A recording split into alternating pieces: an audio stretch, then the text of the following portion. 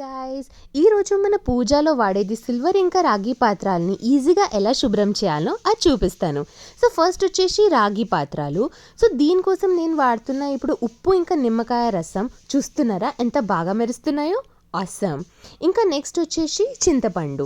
So రాగి గిన్నెల్ని చింతపండు రసంతో కూడా క్లీన్ చేయొచ్చు.